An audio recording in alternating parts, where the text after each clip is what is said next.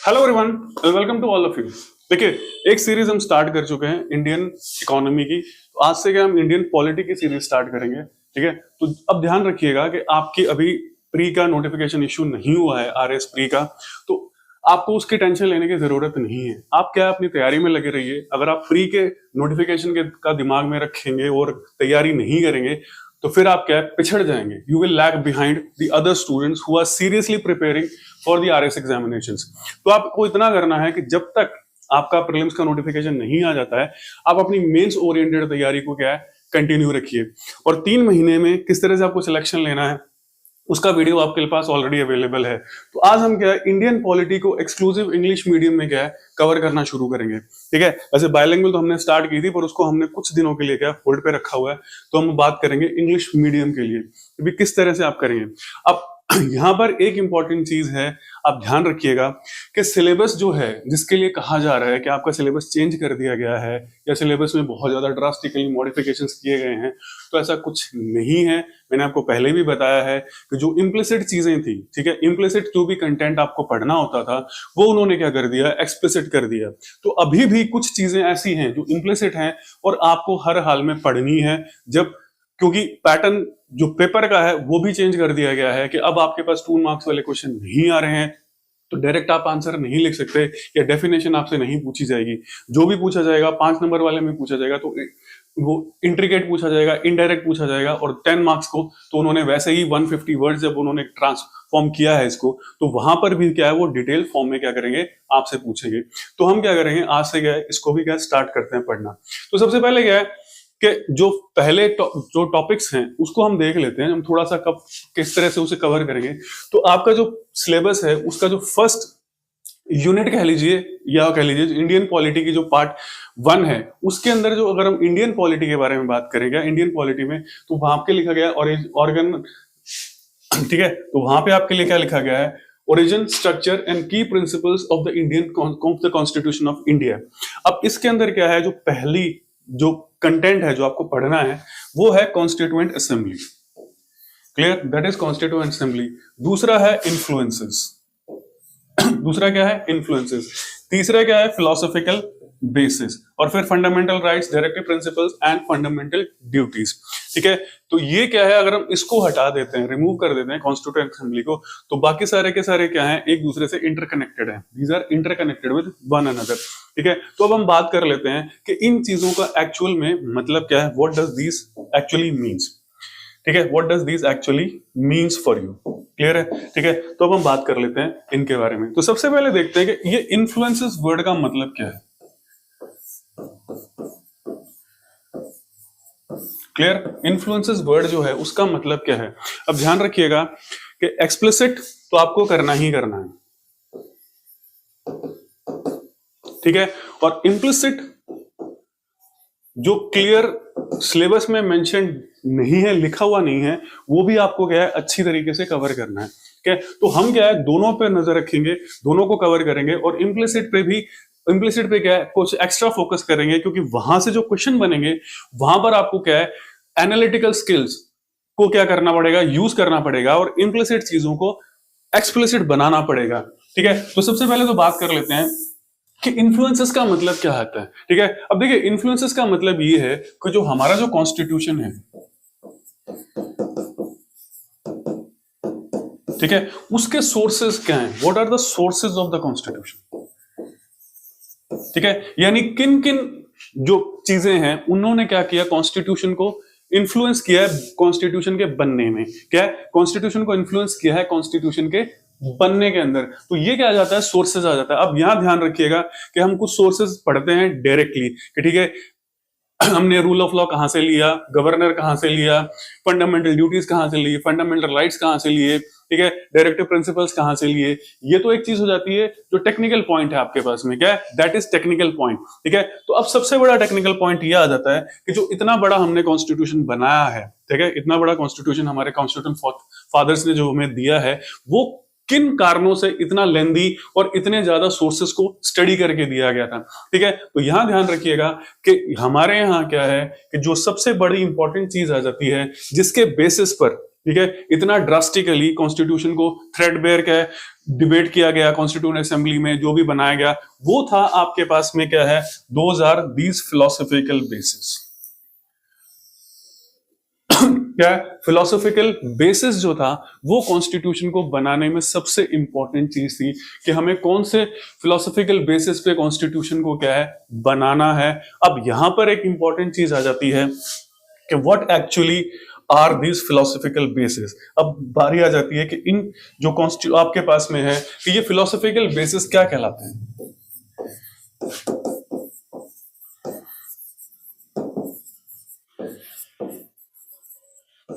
ठीक है, philosophical basis क्या कहलाते हैं। ठीक है, तो फिलोसॉफिकल बेसिस का मतलब ये होता है कि कोई भी चीज आप कोई बना रहे हैं या कोई क्रिएट कर रहे हैं तो उसके अंदर आप ध्यान रखेंगे कि why you are creating it.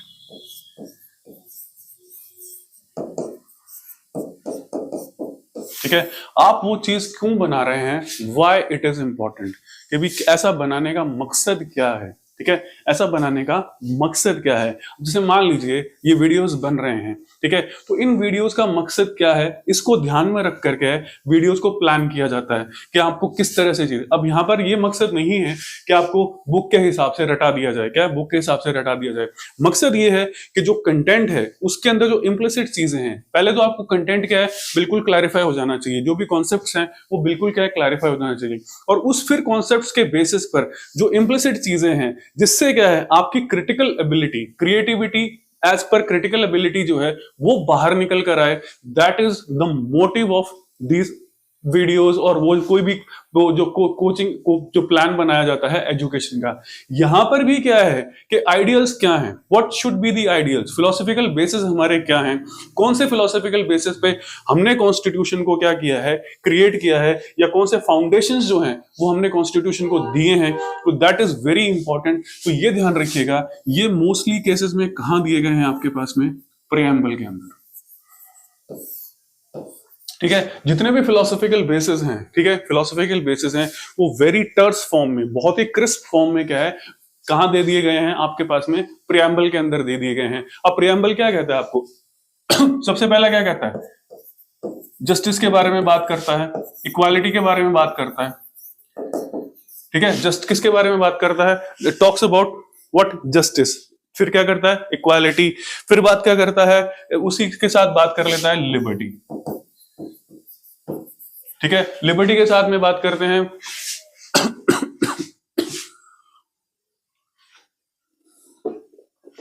ठीक है, लिबर्टी के साथ क्या बात करें, फ्रेटर्निटी।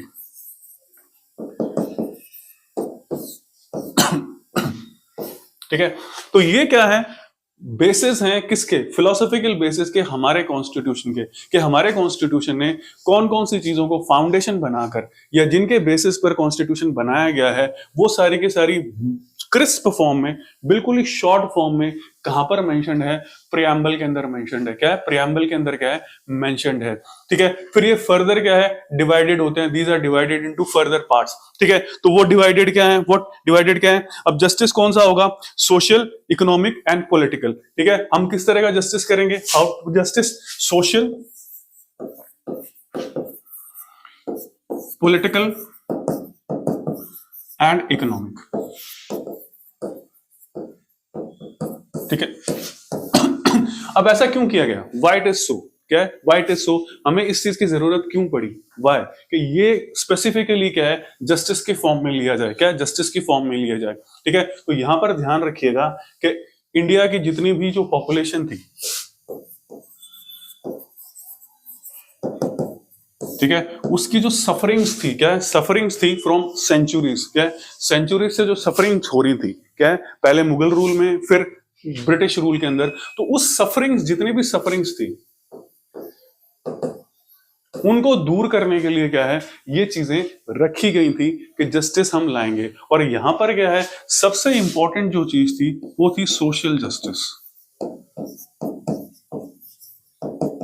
ठीक है, वो चीज थी क्या, सोशल जस्टिस। और यहां पर ही क्या आ जाता है आपके पास में, जब हम सोशल जस्टिस की बात करते हैं और बात करते हैं तो यहां पर एक वर्ड आ जाता है, अफर्मेटिव एक्शन।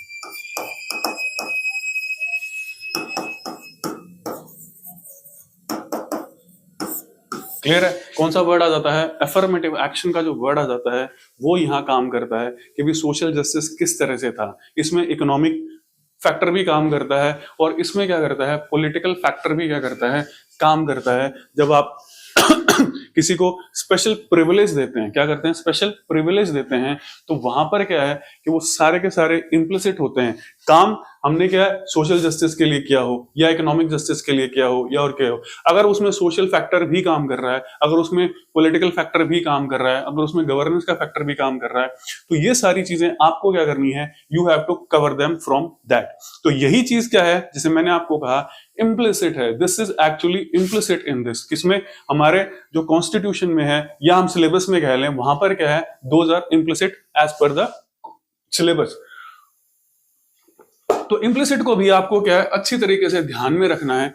यही चीज मेन बार बार फोकस की जा रही है कि अब की बार सिलेबस, अब की बार जो आरपीएससी के इंस्ट्रक्शंस भी हैं कि हम क्या करेंगे, आपसे डीप में क्वेश्चन पूछेंगे, we will ask deeply with that. ठीक है, तो फिर फिर आपके पास में क्या आ जाता है, वी टॉक अबाउट इक्वालिटी। ठीक है, तो हम किसकी बात करते हैं, इक्वालिटी की बात करते हैं। ठीक है, हम क्या इसकी बात करते हैं, इक्वालिटी की बात करते हैं, वी टॉक अबाउट इक्वालिटी। ठीक है,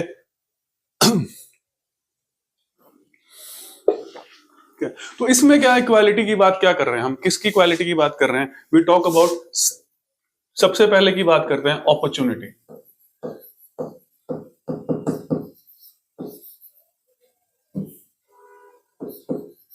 ठीक है, सबको क्या है, बराबर अपॉर्चुनिटी मिलेगी, बराबर मौका मिलेगा कोई भी काम को करने के लिए। क्या है, कोई भी काम को करने के लिए सबको बराबर चीजें मिलेंगी, बराबर लेवल प्लेइंग फील्ड होगी। डिस्क्रिमिनेशन किसके बेसिस पर, कास्ट, सेक्स, ठीक है, बर्थ प्लेस और जितनी भी चीज ये फैक्टर्स हैं, इसके बेसिस पर डिस्क्रिमिनेशन हम नहीं करेंगे। क्या करेंगे, इसके बेसिस पर हम डिस्क्रिमिनेशन नहीं करेंगे। और यही इक्वालिटी का फैक्टर क्या है क्या है, ये जो चीजें आती हैं, क्या है, अपॉर्चुनिटी की इक्वालिटी आती है, यही बात काम किस में कर रही है, फ्रेटर्निटी में काम कर रही है। किसमें काम करती है, आपके पास फ्रेटर्निटी में क्या करती है, काम करती है।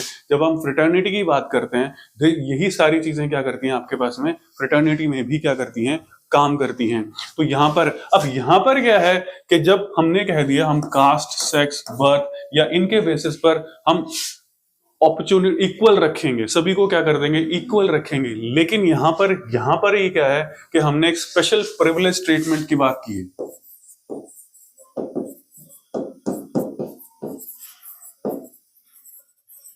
ठीक है, स्पेशल ट्रीटमेंट, उसी को हम क्या कह रहे थे, affirmative action.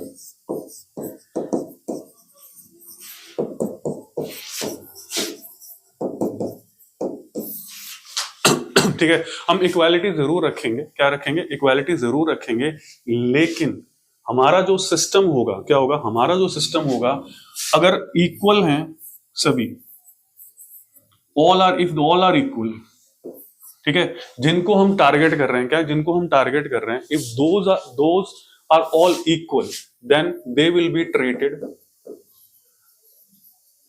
As equal. Clear, उनको क्या है, इक्वली ट्रीट किया जाएगा।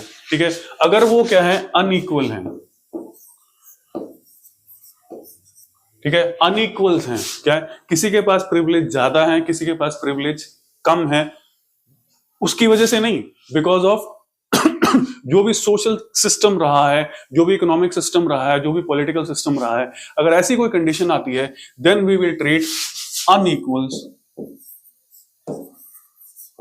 As unequal.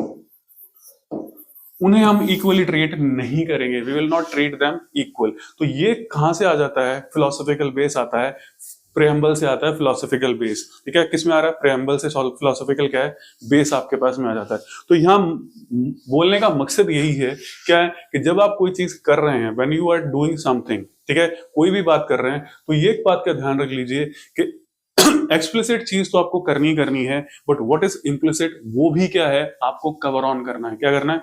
कवर ऑन करना है। ठीक है, तो ये दो चीजें थी, मेन चीजें हमने थोड़ा सा डिस्कस किया था। We have discussed about all these things. तो यहाँ पर क्या है, देखिए यहाँ पर एक इंपॉर्टेंट चीज आ जाती है कि अब आपसे क्या है, क्वेश्चन पूछा जा सकता है द फिलोसॉफिकल बेसिस। ठीक है, अब आपसे क्वेश्चन पूछा जा सकता है the philosophical basis of the Indian constitution are enshrined in the preamble of the constitution.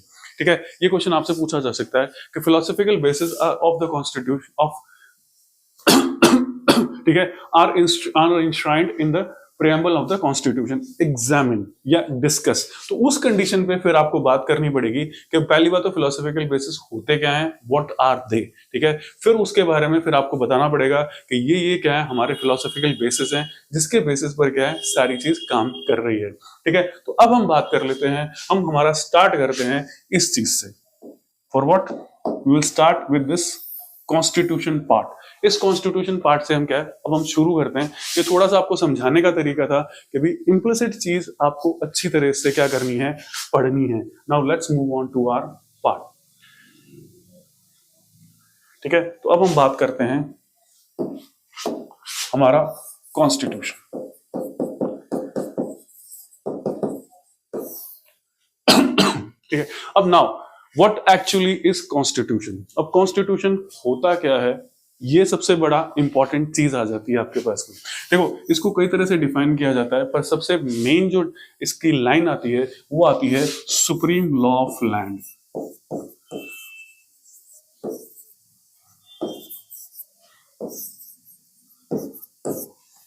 ठीक है, वाई सुप्रीम? ठीक है, क्योंकि इससे ऊपर कोई लॉ नहीं हो सकता। No law can be bigger than this law. जो भी लॉज बनेंगे वो सारे कॉन्स्टिट्यूशन के अकॉर्डिंग ही होंगे, that will be according to the constitution. ठीक है, अब ये कॉन्स्टिट्यूशन काम कैसे करता है, क्या करता है, अब इसको आप डिफाइन कर सकते हैं कि ठीक है कि set of specific codified,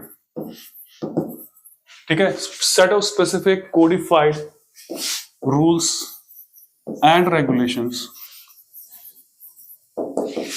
which decides the political system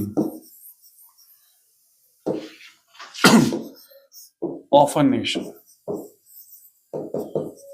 ठीक है, यानी कि भी क्या एक कोडिफाइड सिस्टम आ गया आपके पास में, जिसके अंदर क्या है सारे रूल्स रेगुलेशंस सारे जो भी फॉलो करने हैं वो सारे के सारे क्या है आपने कोडिफाइड कर दिए, जिसके अकॉर्डिंग से क्या है किसी भी कंट्री का जो डायरेक्टली काम करता है, क्या काम करता है, पॉलिटिकल सिस्टम काम करता है। क्या करता है? पॉलिटिकल सिस्टम काम करता है। और इनडायरेक्टली क्या है, इकोनॉमिक, सोशल और जितने भी बाकी सिस्टम्स हैं वो क्या करेंगे, काम करेंगे। तो डायरेक्टली क्या है, ये इम्पैक्ट करता है पॉलिटिकल सिस्टम को, या पॉलिटिकल डिस्कोर्स जो भी है कंट्री के अंदर, उसको क्या करता है, ये इम्पैक्ट करता है। तो इसको आपने बोल दिया सिस्टम। ठीक है, अब यहां पर क्या है, एक इंपॉर्टेंट चीज आ जाती है कि बात कर लेते हैं कि रिटन एंड अनरिटन। ठीक है, अगर ये सारा का सारा कोडिफाइंग सिस्टम क्या है, सारे के सारे कोड कोडिफाइड जो भी आपने set of rules and regulations बनाए हैं, if it is contained in one document,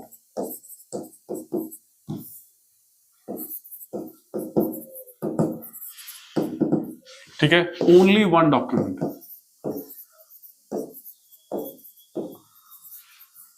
and that document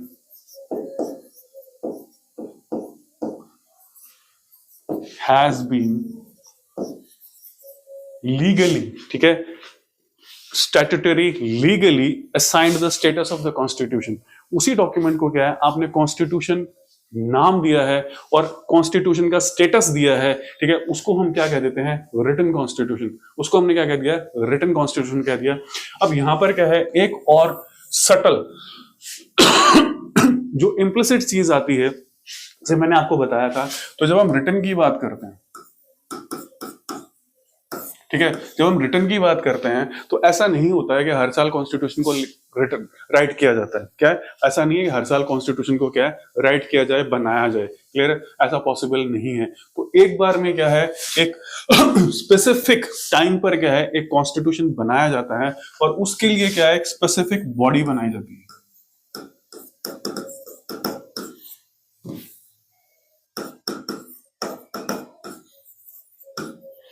ठीक है, स्पेसिफिक बॉडी क्या है बनाई जाती है, क्रिएट की जाती है, जिसका काम ही क्या होता है कॉन्स्टिट्यूशन को क्रिएट करना।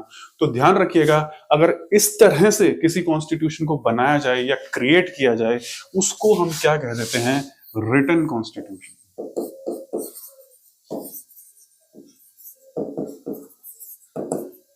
ठीक है, क्योंकि वो क्या बॉडी क्या करती है खूब डेलिब्रेशंस करती है, खूब विचार विमर्श करती है, बहस करती है और करती है, फिर क्या करती है एक स्पेसिफिक कोडिफाइड फॉर्म के अंदर एक स्ट्रक्चर्ड क्या है डॉक्यूमेंट लेकर आती है, जिसको हम क्या कह देते हैं कॉन्स्टिट्यूशन कह देते हैं। और उसे कॉन्स्टिट्यूशन का क्या है लीगली स्टैट्यूटरीली स्टेटस दे दिया जाता है कि now this is the constitution. Clear है, इसी को हमने क्या कह दिया कॉन्स्टिट्यूशन। जैसे हमारे यहां थी कॉन्स्टिट्यूएंट असेंबली,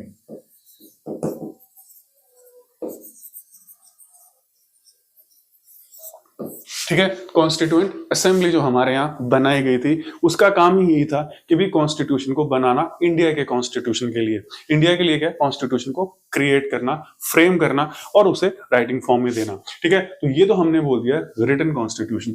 अब यहाँ पर क्या है, जब हम अनरिटन की बात करते हैं, क्या करते हैं अनरिटन की बात करते हैं, तो वही चीज आ जाती है कि अगर एक ही डॉक्यूमेंट में वो सारी चीजें लॉज, लीगल्स, रेगुलेशंस वगैरह नहीं होते हैं, ठीक है, तो हम उसको क्या कह देते हैं अनरिटन कॉन्स्टिट्यूशन। मींस ऐसा कोई कॉन्स्टिट्यूशन नहीं है जिसके लिए एक स्पेसिफिक बॉडी को बनाया गया हो, उस बॉडी ने उस कॉन्स्टिट्यूशन को डिलिबरेट किया हो अच्छी तरीके से और कॉन्स्टिट्यूशन क्रिएट करके क्या कर दिया, दे दिया गया हो कंट्री को। ठीक है, ताकि वो लीगली बाइंडिंग हो और कंट्री पर क्या हो अप्लाई कर दिया जाए, क्या अप्लाई कर दिया जाए। तो ये हो गया आपके पास में रिटन कॉन्स्टिट्यूशन। तो ये जो सटल डिफरेंस है ये ध्यान रखिएगा कि ये क्वेश्चन भी क्या है आपसे पूछा जा सकता है, तो आपको ये आंसर भी करना पड़ेगा। You have to do go for the answer. ठीक है, तो अब बात कर लेते हैं दूसरा होता है कि रिजिड एंड फ्लेक्सिबल। ठीक है, बाकी सब आपको पता है, हम सिर्फ क्या सटल जो चीजें हैं वही कर रहे हैं, ये चीजें आप अच्छी तरह से जानते हैं।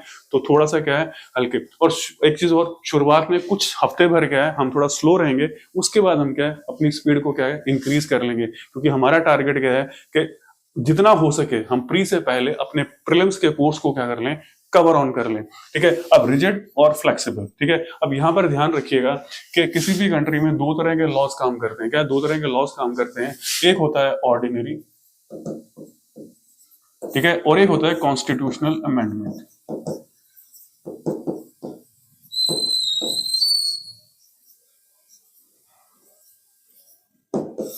ठीक है, एक होता है ऑर्डिनरी लॉ, एक होता है constitutional amendment law. Constitutional amendment का मतलब होता है जो मेन आपके पास में सुप्रीम लॉ है उसमें क्या कर रहे हैं आप चेंज कर रहे हैं। ठीक है, और ऑर्डिनरी लॉ का मतलब होता है कि कॉन्स्टिट्यूशन को आप नहीं छेड़ रहे हैं, बाकी रोजमर्रा का जो भी आपको काम करना है, मान लीजिए कोई काम करने में कोई दिक्कत आ रही है, कोई लॉ का क्लॉज का कोई लॉ का कोई ऐसा क्लॉज है जो काम करने में क्या है परेशानी क्रिएट कर रहा है, फीडबैक मैकेनिज्म से जब आपने बनाया था तब तो वो अच्छा काम कर रहा था, कोई दिक्कत नहीं थी, अब विद इवोल्यूशन यानी टाइम निकला तो उस एक क्लॉज की वजह से कुछ थोड़ी सी प्रॉब्लम एडमिनिस्ट्रेशन को काम करने में दिक्कत आ रही है। ठीक है, तो तब क्या करते हैं आप उस स्पेसिफिक लॉ में से एक स्पेसिफिक क्या चेंज कर देते हैं। ठीक है, तो उसको हमने कह दिया ऑर्डिनरी लॉ। तो रिजिड जो फ्लेक्सिबल कॉन्स्टिट्यूशन होता है इसमें दोनों में कोई चेंज नहीं, दोनों में कोई डिफरेंस नहीं होता है। ठीक है, flexible constitution treat ordinary law and constitutional law with same parity. Clear है, विद सेम पैरिटी। और for as flexible constitution ordinary law and constitutional amendment law are at par with one another. If you can amend an ordinary law with the same majority, a constitutional amendment law can be passed in the parliament। ठीक है, जो वहां की जो law making body होती है वो क्या कर सकती है। अब यहां आता है कि अगर इन दोनों में डिफरेंस होता है, क्या इन दोनों में डिफरेंस होता है, क्योंकि कॉन्स्टिट्यूशन जो हमारा कॉन्स्टिट्यूशन होता है उसको एक सुप्रीम क्या रेकनिंग दी जाती है, एक सुप्रीम वैलिडिटी दी जाती है, लीगैलिटी दी जाती है, स्टैंडिंग दी जाती है। तो उसके लिए क्या करते हैं, जब रिजिड कॉन्स्टिट्यूशन होता है तो उसके लिए क्या है, एक स्पेशल प्रोसेस लाया जाता है। क्या स्पेशल प्रोसेस लाया जाता है कि वही क्या करेंगे, कॉन्स्टिट्यूशन को अमेंड करेंगे। उसी प्रोसेस से क्या होगा, कॉन्स्टिट्यूशन क्या होगा, अमेंड किया जाएगा। ठीक है, और कई बार ऐसा भी होता है कि ठीक है कि भी उसको अमेंड करने के लिए भी क्या है, एक स्पेशल बॉडी बनाई जाए, तो वो क्या करे, रेफर करे। तो फ्लेक्सिबल, रिटन एंड फ्लेक्सिबल के लिए आपके पास में ये चीज आ गई। ठीक है, अब बात आ जाती है जो हम बात करते हैं फेडरल एंड यूनिटरी। ठीक है, फेडरल एंड यूनिटरी जो कॉन्स्टिट्यूशन होता है, यहां ध्यान रखिएगा, ये दो चीजें जो बात करती हैं, काम करती हैं, वो एक स्पेशल डॉक्ट्राइन होती है, उस पर डिफरेंशिएट होती है, जिसको हम कहते हैं doctrine of division of powers.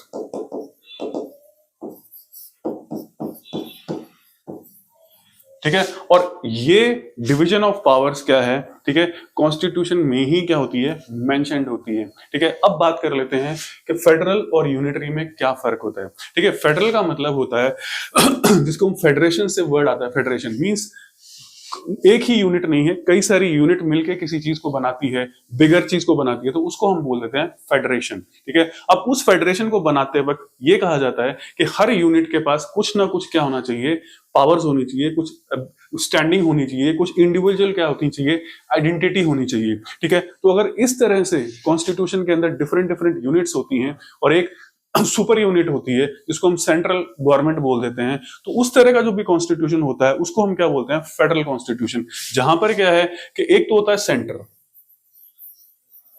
जिसको आप यूनियन भी कह सकते हैं, और फिर होते हैं पेरिफेरी में स्टेट्स। ठीक है, अब जब हमने कहा कि इनकी इंडिविजुअल आइडेंटिटी है, they have the individual identity, तो वो इंडिविजुअल आइडेंटिटी कहां से आएगी, फ्रॉम वेयर इट कम्स, तो वो क्या है, इटसेल्फ फ्रॉम द कॉन्स्टिट्यूशन।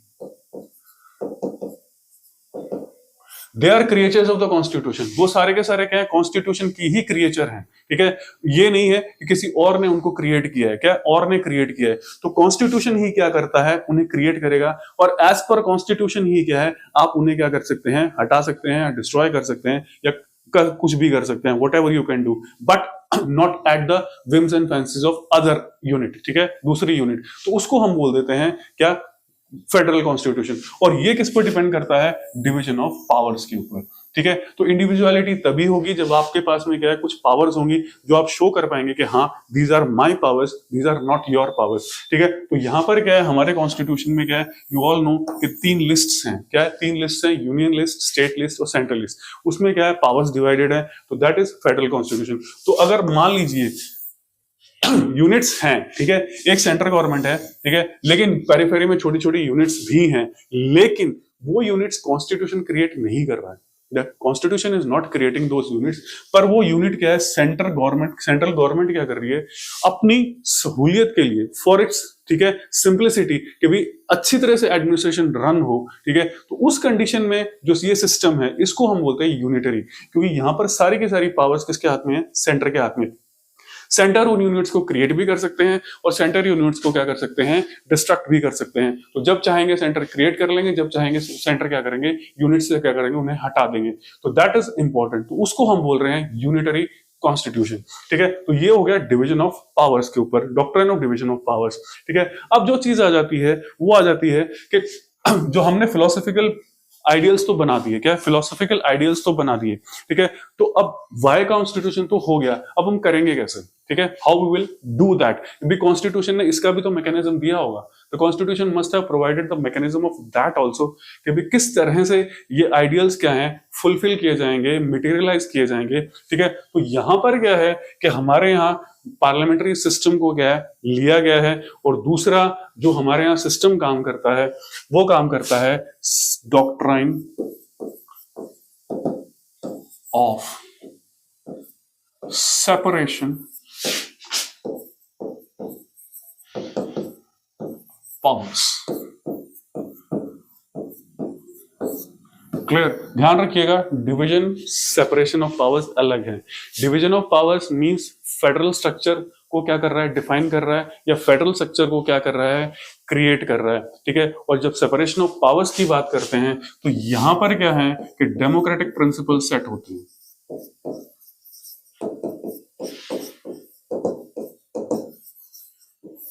क्या है, डेमोक्रेटिक प्रिंसिपल जो है वो इससे क्या होते हैं, सेट होते हैं सेपरेशन ऑफ पावर्स के साथ। और इसी के साथ में एक वर्ड मिलेगा आपको, इसको हम बोलते हैं चेक्स एंड बैलेंसेस।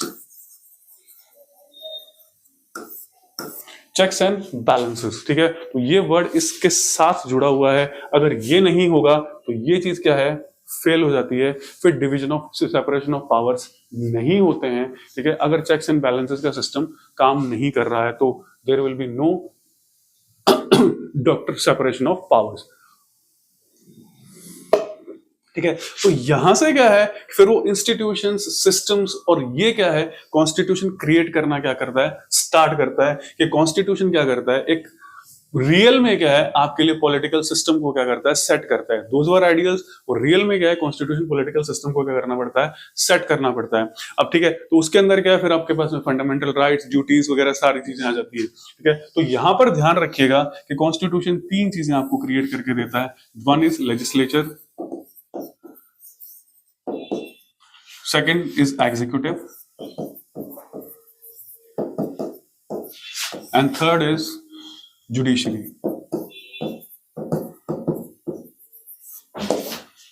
ठीक है, अब यहां पर एक चीज इंपॉर्टेंट है ठीक है, कि as per of doctrine of separation of powers, क्या है, as per doctrine of separation of powers इनके स्पेसिफिक फंक्शंस हैं, स्पेसिफिक पावर्स हैं, स्पेसिफिक लिमिटेशंस हैं। क्लियर है, स्पेसिफिक फंक्शंस है, स्पेसिफिक पावर्स है, स्पेसिफिक क्या है, लिमिटेशंस इनके पास में है। ठीक है, तो अगर हम स्पेसिफिकली अगर हम सेपरेशन ऑफ पावर्स के बारे में बात करेंगे तो फिर हम क्या थोड़े से कंफ्यूज हो जाएंगे कि ऐसा अगर एक जगह हो रहा है तो दूसरी जो सिस्टम है या दूसरा जो विंग है किसका, गवर्नमेंट का, ये क्या है, एक गवर्नमेंट क्रिएट की है, पॉलिटिकल सिस्टम क्रिएट किया है, तो उसका दूसरा विंग भी वो काम कैसे कर रहा है, how the wing is working like that. ठीक है, तो यहां पर क्या है, ध्यान रखिएगा कि लेजिस्लेचर का काम है फ्रेम द लॉ,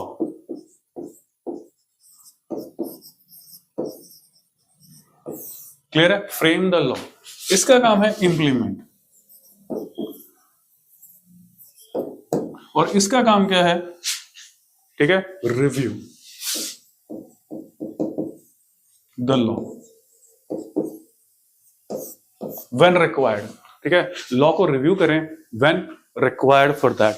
ठीक है, तो अब हम नॉर्मल वे में कहेंगे, क्या कहेंगे कि यहां पर क्या है, फ्रेमिंग ऑफ द लॉ, फिर क्या, इम्प्लीमेंटेशन ऑफ द लॉ, फिर क्या, रिव्यू ऑफ द लॉ। ठीक है, अब इसका मतलब ये नहीं है कि लेजिस्लेचर खाली लेजिस्लेचर ही है जो क्या कर रही है, लॉ बना रही है। क्लियर है, लेजिस्लेचर ही है जो क्या कर रही है, लॉ बना रही है। और ये सारा प्रोसेस ध्यान रखिएगा, जो भी प्रोसेस, ये सिस्टम्स है, कॉन्स्टिट्यूशन फिलॉसफी है और है, ये सारी की सारी डिपेंड करती है कि हमें एनार्की नहीं चाहिए। वी डोंट वांट एनार्की, हमें एनार्की नहीं चाहिए, we want a civilised society.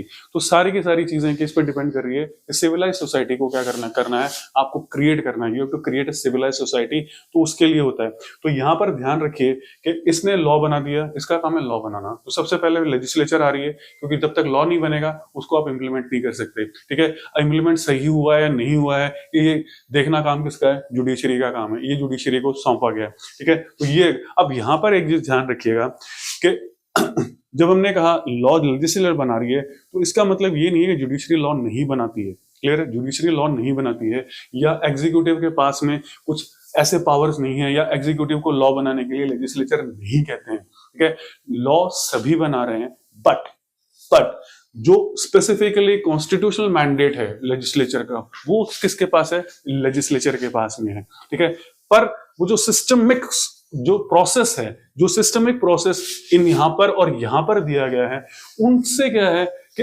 Indirectly क्या है, लॉ क्रिएशन किया जाता है। क्या इनडायरेक्टली क्या होगा, लॉ को क्या किया जाएगा, क्रिएट किया जाएगा। ठीक है, तो यहां से क्या है, फिर लॉ इनडायरेक्टली क्रिएट होते हैं, जैसे मैंने आपको कहा इम्प्लिसिटली। ठीक है, तो इम्प्लिसिटली क्या करते हैं, ये क्या करते हैं, लॉ को क्रिएट करते हैं। तो यहां से क्या है, कोई भी लॉ बनेगा ठीक है, कोई भी क्या है लॉ बनेगा और यहां से क्या है वो इंप्लीमेंट होगा। अगर जुडिशरी उसे रिफाइन कर देती है, क्या कर देती है जुडिशरी उसे रिफाइन कर देती है और रिव्यू के बाद हटा देती है, कुछ कर देती है, तो एक तरह से जुडिशरी ने क्या किया, लॉ के अंदर इंटरप्रिटेशन किया। या फिर हम ये कह देते हैं कि जुडिशरी जो है, ठीक है, जो भी जजमेंट दे रही है, ठीक है, जो भी जुडिशरी क्या कर रही है, जजमेंट दे रही है, those are actually what, they are laws. ठीक है, क्योंकि वो क्या है कि इंप्लीमेंट करना जरूरी होता है एज पर द कॉन्स्टिट्यूशन। ठीक है, जब तक उसे हायर जुडिशरी क्या करे, कट नहीं करे, क्या कट नहीं करे। तो अगर सुप्रीम कोर्ट किसी जजमेंट को दे देते हैं या सुप्रीम कोर्ट से कोई जजमेंट आ जाता है, तो that means that is a law. तो वो क्या है, एक लॉ की क्या होती है, फॉर्म ले लेते हैं। बट लेजिस्लेचर की तरह उसे पास नहीं किया गया, और उन्होंने क्या किया, उस चीज को रिव्यू किया, क्योंकि उनका काम है ये काम करना। तो इम्प्लिसिटली वहां से क्या है, लॉ एक्सट्रैक्ट होके आ गया, एमिनेट होके आ गया। ठीक है, जिसका बिगेस्ट एग्जाम्पल है जो डॉक्ट्राइन ऑफ बेसिक स्ट्रक्चर कह लीजिए।